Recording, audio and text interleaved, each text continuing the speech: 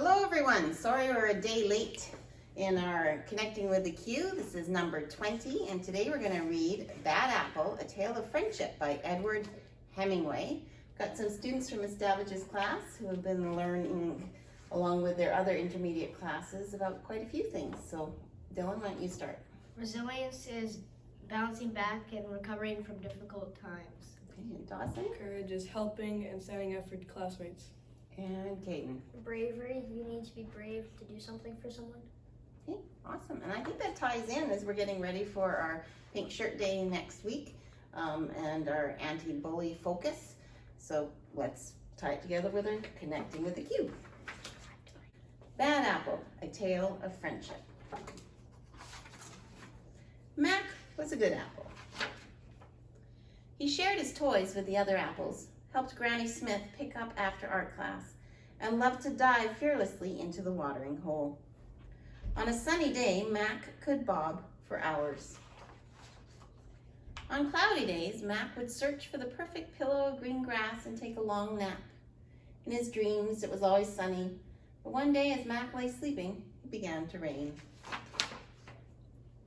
Soon, all the little creatures in the earth around him poked their heads out to look for higher ground. Some of them found safety under the large toadstools. Others crawled onto stones and pebbles, but one small worm had another idea. When Mac woke up, he was covered in raindrops, and he wasn't alone. You wouldn't believe the dream I'd just had. A funny little worm was tickling me right here. And now I can't seem to get him out of your head. It was you. And that's how Mac met Will. Will showed Mac how to fly a kite, fly himself, and play in the dirt. He loved making a mess. Mac took his new friend to the watering hole to clean off. He couldn't remember a better day. Until he took Will to the orchard. Look at Mac! He's got worms! Mac's a rotten apple. I'm not a rotten, I'm quite sweet, actually. So they left. Will cheered Mac up by reading aloud from some of his favorite novels. He was in a bit of a bookworm. Mac liked the adventure stories best. He also liked it when Will finished his sentences for him. The most exciting part is when the pirates find the treasure in the dirt. But the next day it happened again. Ah, it's the bad apple. Ew, worms. And no one in the orchard would play with him, not even the crabapple. Bad apple. Crabapples can be so mean. That night, the two friends sat alone on the grass without saying a word. In the morning, Will was nowhere to be found. You are a good apple. Will.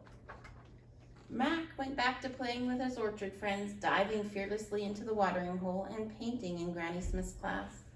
But nothing was the same. There was a hole in Mac that he couldn't fill. Not a big hole, just a teeny tiny little, a small hole, just big enough to fit.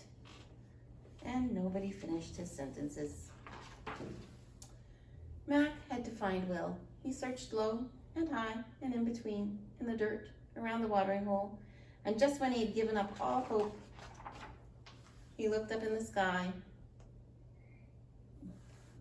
There's the kite.